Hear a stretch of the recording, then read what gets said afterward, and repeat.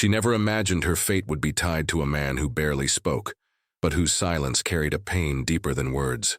What she didn't know was how this union would pull her into a struggle that could shatter everything she thought she knew. Thank you so much for watching and for all your comments. Let me know at the end if you liked the story, and where you're watching from and why you're following this. Sarah Harrington stared out the window of her father's trading post, watching dust swirl across the Dakota Territory. It was 1875, and at 22 she'd expected more from life than this barren outpost on the edge of Lakota Territory.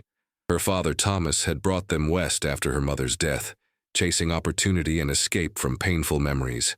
"Sarah, come help with these inventory lists," Thomas called from behind the counter, his voice gruff from years of tobacco. "Coming, father?" she replied, reluctantly turning from the window. The small trading post was crowded with goods, bolts of fabric, sacks of flour, coffee beans, and tools. Trade with the local Lakota had been dwindling lately, tensions rising as white settlers continued to encroach on their lands. The door swung open, and Sheriff Miller entered, removing his hat. "Thomas, Miss Sarah," he nodded. "Got some news. Army's sending representatives next week. Something about negotiating with the Lakota chiefs." Thomas frowned. "What kind of negotiations?" "The kind that end with more land for settlers," Miller replied bluntly. "There's gold in those hills, and Washington wants it." Sarah felt a familiar knot in her stomach. She'd seen this pattern before. Promises made and broken, followed by conflict. Later that evening, as Sarah prepared supper, she heard horses approaching.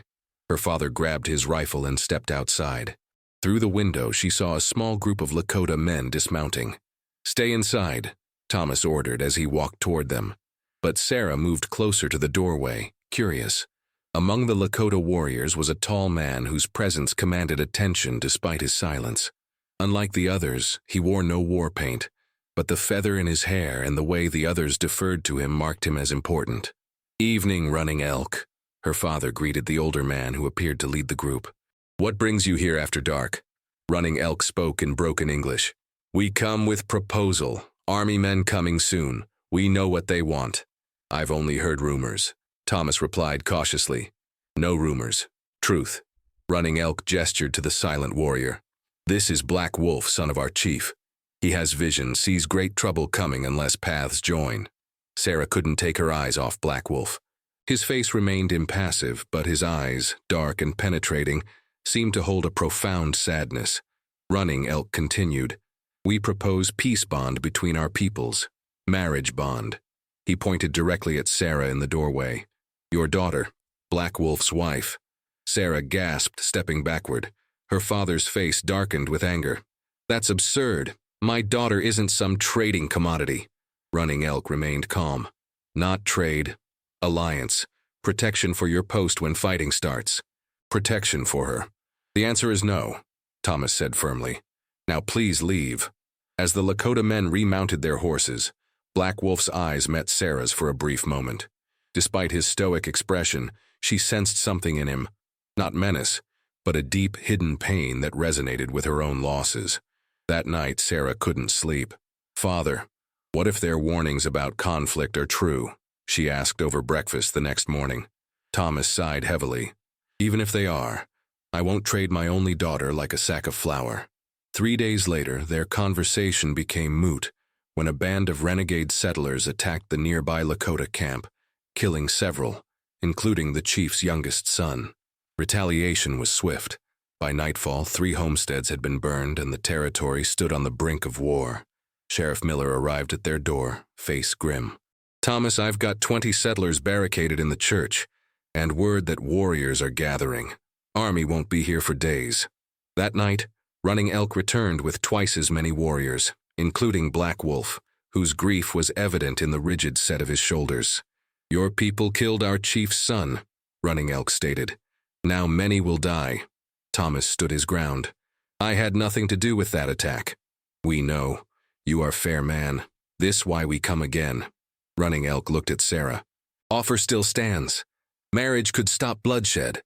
Show peoples can join." Sarah stepped forward, heart pounding. "If I agree, would you guarantee peace?" "Sarah, no," her father protested. Black Wolf spoke for the first time, his voice deep and surprisingly gentle. Not peace forever, but time. Time for cooler minds. Sarah looked at this man, enemy, stranger, possibly her future. She thought of the families huddled in the church, of more violence to come. "I'll do it," she said quietly. "If it can prevent more bloodshed, I'll marry him." Her father grabbed her arm. "Sarah, you can't possibly." "I can and I will," she replied, surprising herself with her resolve. "Sometimes one person must sacrifice for many." Black Wolf nodded once, then turned to speak rapidly in Lakota to Running Elk, who seemed surprised but pleased. "Ceremony at dawn," Running Elk announced. "You come to our camp." After they departed, Thomas railed against her decision while Sarah packed a small bundle of belongings, her hands trembling but her mind made up. "You don't know these people, their customs," her father argued. "I know enough," she replied. "I know what war looks like. If this buys time for the army to arrive with proper negotiations instead of bullets, it's worth it." Dawn broke clear and cold as Sarah rode beside her father toward the Lakota camp. She wore her mother's blue dress, the only fine thing she owned. Her heart thundered in her chest, but she kept her head high. The camp was larger than she expected, dozens of teepees arranged in a circle.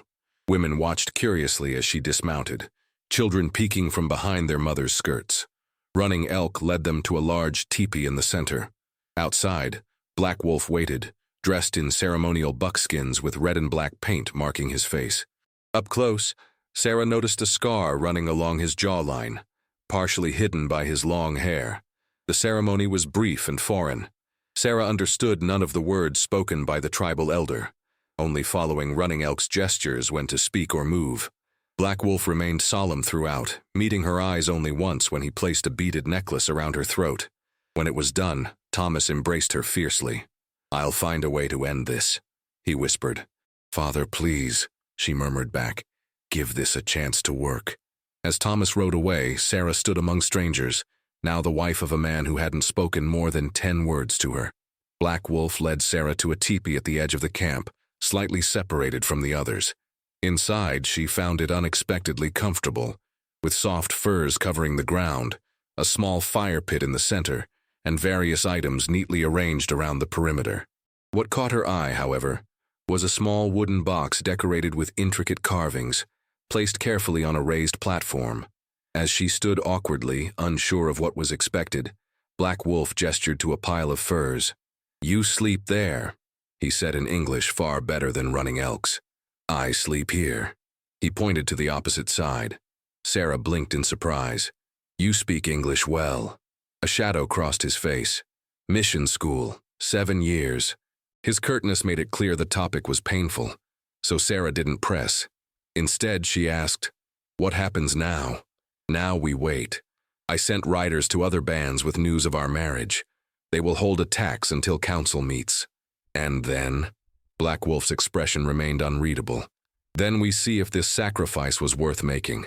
The word sacrifice stung, though it echoed her own thoughts earlier. "Is that how you see this arrangement? A sacrifice?" For the first time, a hint of emotion crossed his face, something like bitter amusement. "Is it not? You gave up your world. I gave up." He stopped abruptly. "Rest. Tomorrow will be difficult." With that, he left the tipi, leaving Sarah alone with her thoughts. The next days passed in a blur of strange faces and customs. Some women in the camp were openly hostile, others merely curious.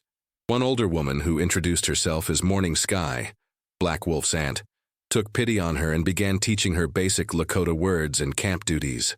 "Not easy for you here," Morning Sky said as she showed Sarah how to prepare dried berries. "Not easy for him either. He hardly speaks to me," Sarah confessed. "At night he comes in late, leaves before dawn. We're strangers sharing space." Morning Sky nodded knowingly. Black Wolf carries heavy spirit. Lost much.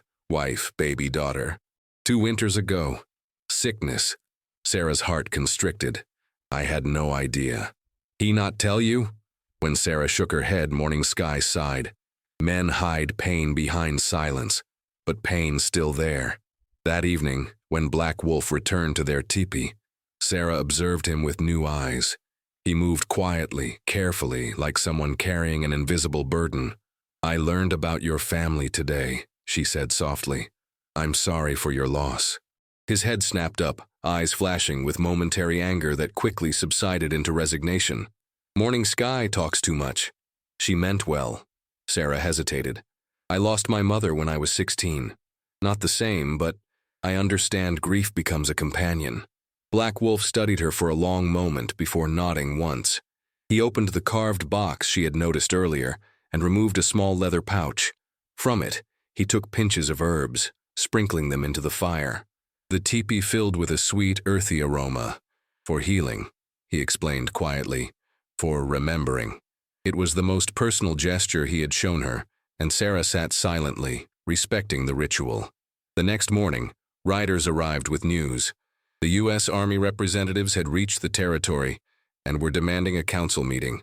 Tension immediately gripped the camp. You stay here, Black Wolf instructed Sarah as warriors gathered. No, she replied firmly. I'm your wife now, at least in name. If this marriage is to mean anything as a symbol of peace, I should be present. Surprise registered on his face, followed by something that might have been respect. It could be dangerous. Everything about this situation is dangerous, she countered. But I didn't come here to hide in a teepee. After a moment's consideration, he nodded. Stay close to me. The council meeting took place in a large clearing. Army officers in blue uniforms sat across from Lakota leaders, with translators between them. Sarah noticed her father among a small group of settlers, his face lighting with relief when he saw her. Colonel Richardson, a stern-faced man with a gray mustache, spoke first. We've come with generous terms from the government. The Lakota will relocate to the reservation established by treaty, and in return, receive rations and protection. As the translator conveyed his words, murmurs of anger spread among the warriors. The chief, an elderly man with dignity etched in every line of his face, responded calmly but firmly. The translator conveyed, "This land was promised to us by the last treaty, the treaty your government broke when gold was found." The colonel's expression hardened. Circumstances change. Progress cannot be stopped. Running Elk stepped forward, gesturing to Sarah and Black Wolf. We seek middle path. Already our people join. Black Wolf, son of our chief, has taken White Trader's daughter as wife. Colonel Richardson barely glanced at Sarah. One marriage doesn't change policy, especially one clearly arranged under duress. It wasn't duress. Sarah spoke up, surprising everyone. I chose this. Miss Harrington, the colonel addressed her, whatever you were pressured to do. My name, she interrupted, feeling Black Wolf stiffen beside her, is Mrs. Black Wolf now. And I wasn't pressured. I saw an opportunity to build a bridge instead of burning one. Her father moved toward her. Sarah, you don't have to maintain this charade. The army's here now. It's not a charade, father. She took Black Wolf's hand, feeling him startle at her touch. Perhaps what's needed isn't one side defeating the other, but finding a way to coexist. Colonel Richardson scoffed. Romantic notions won't resolve land disputes, ma'am. Neither will threats and broken promises, she retorted. The meeting deteriorated from there. The colonel delivered an ultimatum. The Lakota had 1 week to move to the reservation, or the army would forcibly relocate them. As they returned to camp, Black Wolf remained silent, his face a mask. Only when they reached their teepee did he speak. Why did you defend our marriage? You could have left with your father. Sarah considered his question carefully. At first, this was just about preventing immediate bloodshed. But now, I've seen how your people live, your connections to this land. It's wrong what's happening. My people will not go to the reservation, he stated flatly. It is a prison, not a home. Then what will happen? His eyes met hers, and for once he didn't hide his emotion. A mixture of resignation and determination. War unless another path appears. That night, unable to sleep, Sarah found Black Wolf sitting outside their teepee, staring at the stars. She joined him silently. After several minutes, he spoke. My wife, my first wife. Her name was Swift Deer. Our daughter was called Bright Star. His voice, usually so controlled, wavered slightly. Fever took them while I was away hunting. When I returned, they were already buried. Sarah's throat tightened. That's why you were willing to marry a stranger? Because you'd already lost everything that mattered? At first, yes, he admitted. I thought my heart died with them. But then, he turned to her, his gaze intense. You showed courage today. Spoke truth to your own people. Why? Because sometimes we must stand for what's right, even when it's difficult. She paused, then added softly, and because I'm beginning to care what happens to you, to your people. For the first time she saw him smile, just a small upward turn of his lips, but it transformed his face. You are unexpected, Sarah Harrington. As are you, Black Wolf. She dared to reach for his hand in the darkness. After a moment's hesitation, he allowed her touch, their fingers intertwining under the vast Dakota sky, a fragile connection forming amidst the looming threat of conflict. Dawn broke with an unusual commotion in the camp. Sarah emerged from their teepee to find warriors gathering, faces grim with purpose. Black Wolf stood among them, deep in conversation with Running Elk and several elders. When he saw her, he approached quickly. Soldiers move early, he explained tersely. Setting up camp 10 miles south more than promised. Fear clutched at Sarah's heart. They're not waiting the week? They never intended to. His jaw tightened. They think we are fools who believe white man's words. She flinched at the bitterness in his voice but couldn't dispute his assessment. What will you do? Council meets now. You should come. The gathering was tense, opinions divided. Some warriors advocated immediate attack while the soldiers were still establishing their position. Others, including the elderly chief, counseled caution, aware of the army's superior weapons. Running Elk presented a middle option. We send warning. Show strength but not attack. Then move camp north to join Blue Cloud's band. Together, we have better chance. As the debate continued in rapid Lakota, Sarah struggled to follow. Black Wolf occasionally translated key points, his shoulder brushing against hers. The simple contact felt significant, a silent acknowledgement that they faced this crisis together. When a break came in the discussion, Sarah spoke quietly to Black Wolf. Could I address the council? Surprise registered on his face. You wish to speak? I have an idea. It might not work, but she hesitated. I know how army officers think. My uncle was one.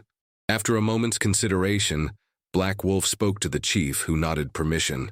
Standing before the gathered Lakota, Sarah felt intensely conscious of her otherness, her blue dress, her pale skin, her halting attempts at their language. Yet she also felt a growing sense of belonging, of responsibility toward these people who had become more than strangers. I propose a different approach, she began with Black Wolf translating. The army expects either submission or direct conflict. What if you offered neither? What if you sent a delegation, including me, to meet Colonel Richardson with a counter-proposal? Murmurs rippled through the gathering. Running Elk's eyes narrowed. What counter-proposal? A modified boundary. You yield some land, the least sacred to you, but maintain rights to the hunting grounds and sacred sites. I know the government's real interest is the gold in the western hills. They will not agree, an elder objected. Perhaps not immediately, Sarah acknowledged. But my presence complicates their narrative. I'm the daughter of a respected trader who has voluntarily joined your people. I can speak directly to the settlers, many of whom know me. At minimum, this buys time to strengthen your position with Blue Cloud's band. The chief spoke at length in Lakota. Black Wolf translated. He asks why you would help us against your own people. Sarah took a deep breath. Because I've seen enough to know justice is not on their side in this matter. And because, she glanced at Black Wolf, because I now stand with my husband's people. The words felt momentous as she spoke them, a declaration of where her loyalty now lay. Black Wolf's expression remained controlled, but his eyes held hers with new intensity. After further discussion, the council accepted her plan. A delegation would ride out at midday. The chief's brother, Running Elk, Black Wolf, Sarah, and 3 warriors. As they prepared to depart, Morning Sky helped Sarah braid her hair in the Lakota style and gave her a beautifully beaded leather vest to wear over her dress. For courage, the older woman said, patting her cheek affectionately. You have good heart, white sister. The title, the first time anyone in the camp had called her something other than the white woman, touched Sarah deeply.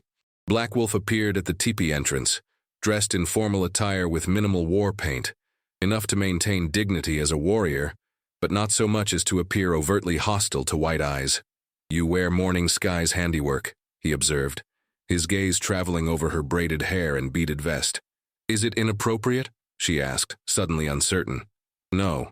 Something like pride flickered across his face. It is good. You honor our ways.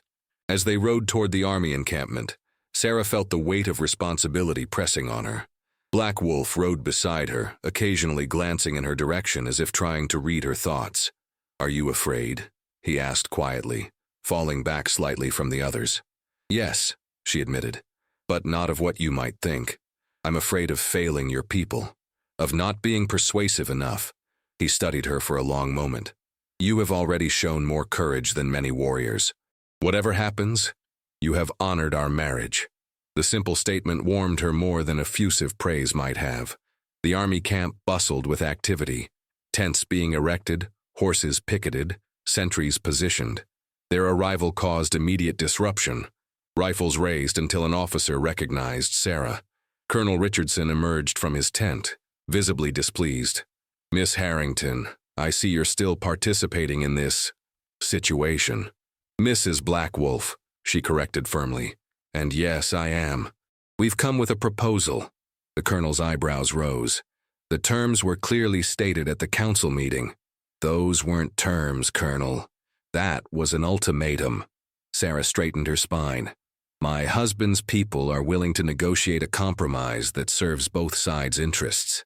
Richardson's gaze hardened at the word husband, but he gestured for them to follow him into a large tent where maps were spread across a table.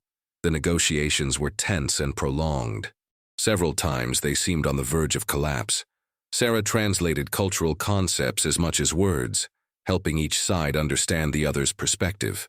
Black Wolf remained mostly silent but imposing, his presence a reminder of the proud people he represented. Your proposal keeps too much prime territory in Lakota hands, the colonel objected, pointing to the map.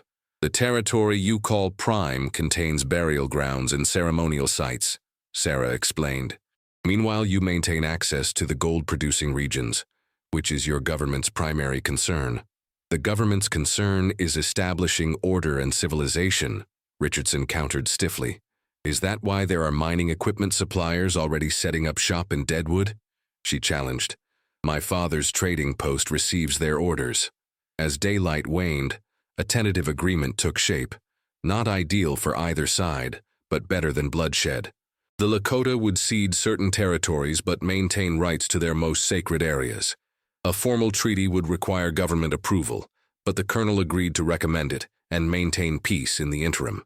As they prepared to leave, Richardson took Sarah aside.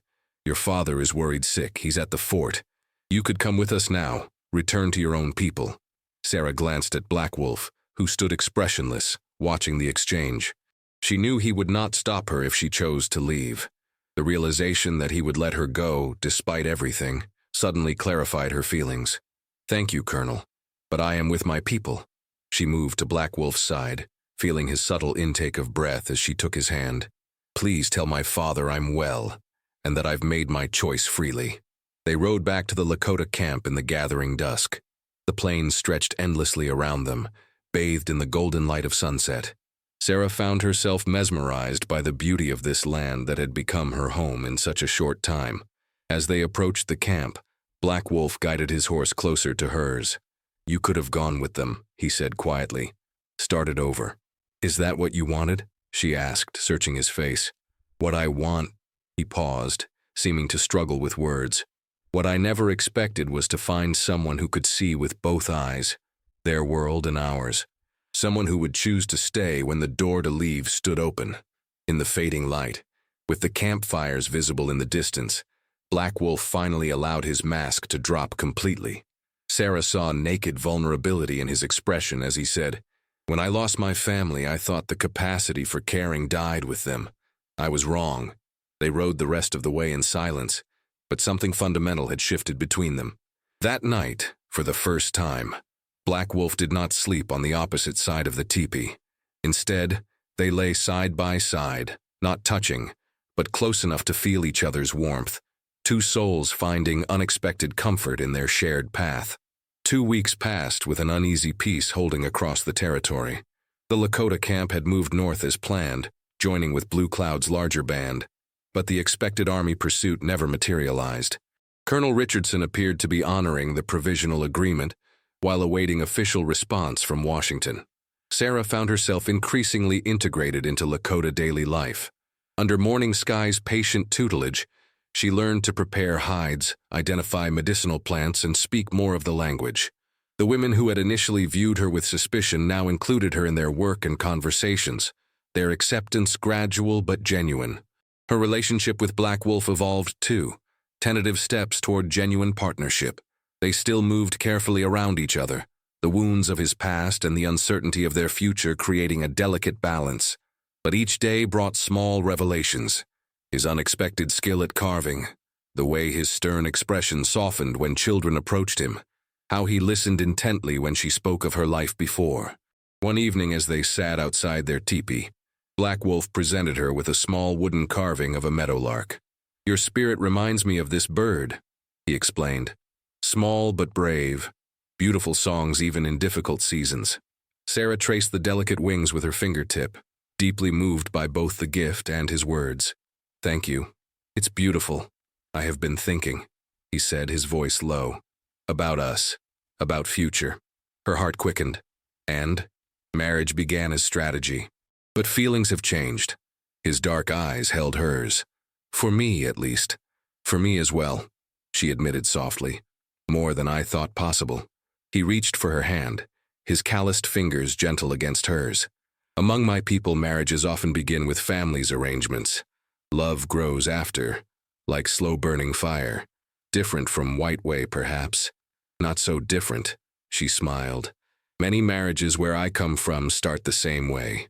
The moment hung between them, fragile and precious."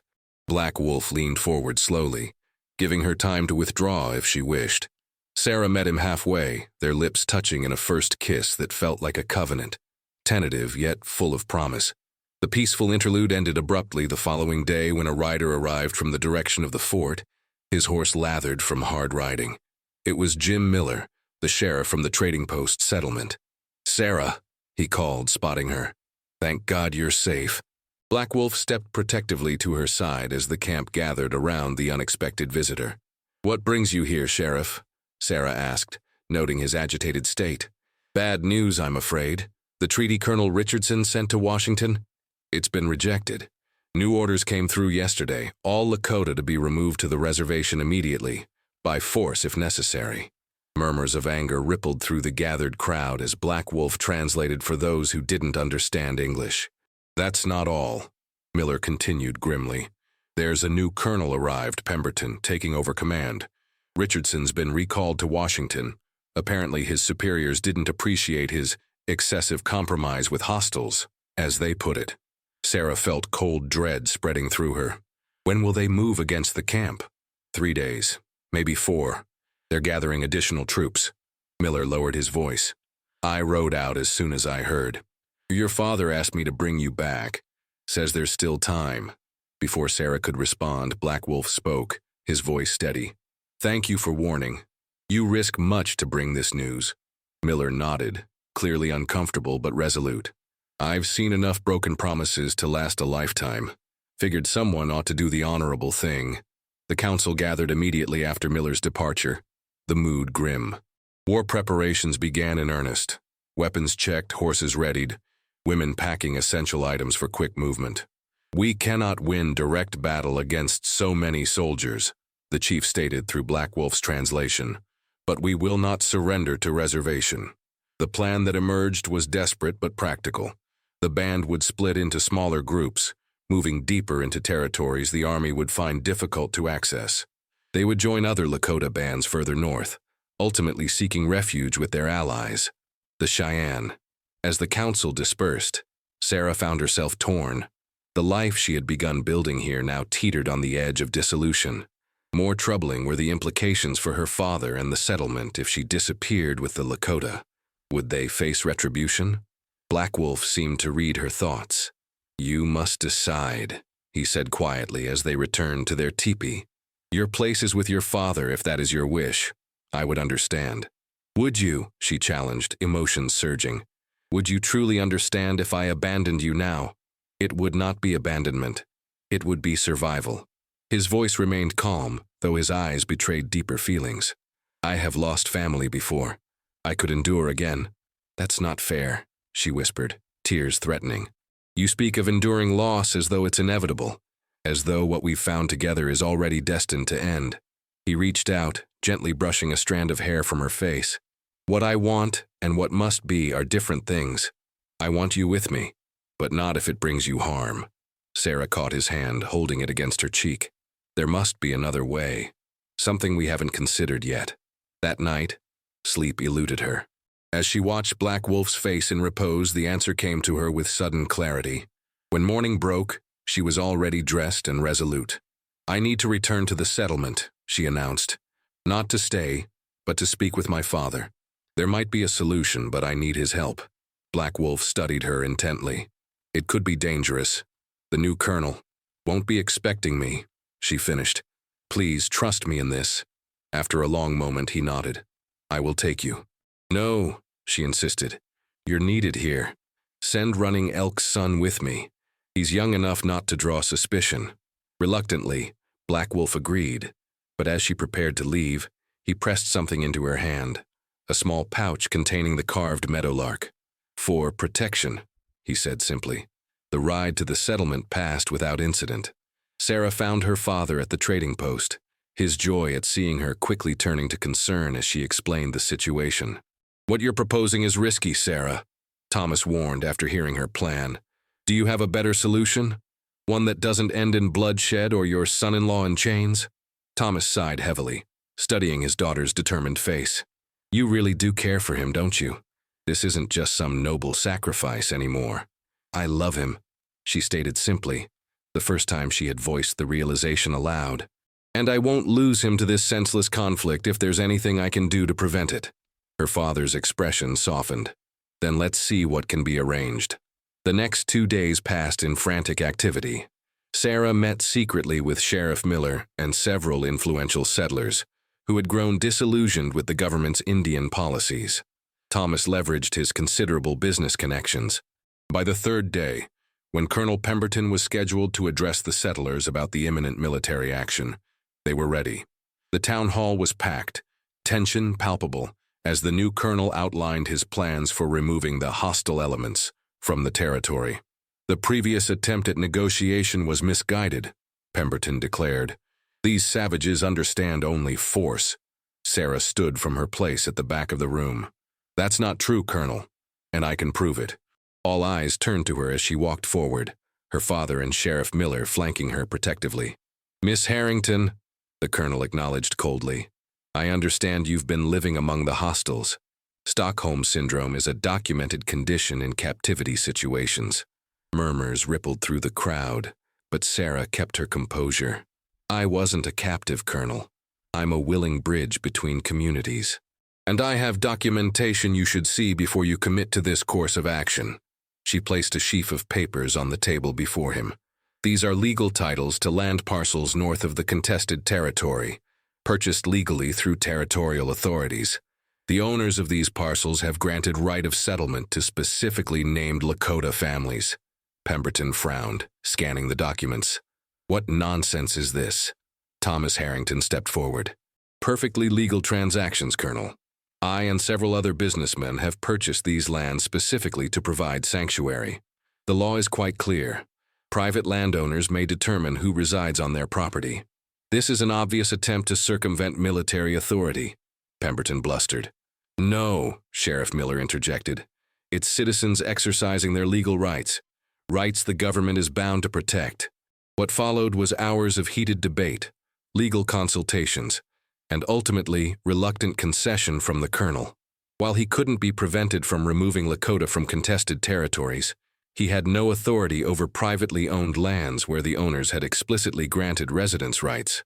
As sunset approached, Sarah rode hard back to the Lakota camp with Running Elk's son, carrying the precious documents and the news of their partial victory. She found Black Wolf directing evacuation preparations, his face lighting with relief at her return. Without caring who witnessed, she flung herself into his arms. We have a solution, she explained breathlessly. Not perfect, but a start. As the council gathered to hear her news, Sarah explained how her father and allies had created a legal sanctuary where at least some of their people could remain safely while longer-term solutions were negotiated. "This land, it is good land?" the chief asked through Black Wolf's translation. "Yes, with water and hunting. And most importantly, it's beyond the colonel's reach." Discussion continued long into the night. The sanctuary couldn't accommodate all, but it offered a foothold, a place where their culture could continue while more permanent arrangements were sought. Later, alone in their teepee, Black Wolf took Sarah's hands in his. "You have done what no warrior could, found path between worlds." "Our path," she corrected gently. "The one we walked together." His eyes held hers with an intensity that made her breath catch. "When I lost my first family, I thought Creator had turned from me. Now I see he was preparing different journey." Sarah touched his face, tracing the scar along his jaw. "A journey neither of us expected. My silent heart speaks again because of you," he said softly, pulling her into his embrace. "Whatever comes, we face together, not as White and Lakota, but as husband and wife, as one heart, under the vast Dakota sky." Their lips met in a kiss that sealed their commitment, two worlds joining in the promise of a shared future. The path ahead remained uncertain, the challenges formidable, but in finding each other, they had discovered a strength neither possessed alone. 2 days later, as the first families moved to the sanctuary lands, Sarah stood beside Black Wolf, watching children play among the wagons as elders blessed the new ground. Her father had come too, awkward but determined to support his daughter's choice. "Not how I imagined giving you away," Thomas remarked wryly, observing his son-in-law directing the settlement efforts. Sarah smiled, her hand resting on the beaded leather pouch containing the carved meadowlark that now hung around her neck. Sometimes the heart finds its home in unexpected places. As Black Wolf returned to her side, taking her hand in his, she knew with absolute certainty that she had found hers, not in a place, but in the love that had grown between them against all odds. His fingers tightened around hers, silent but eloquent, as together they faced the promise of their shared horizon.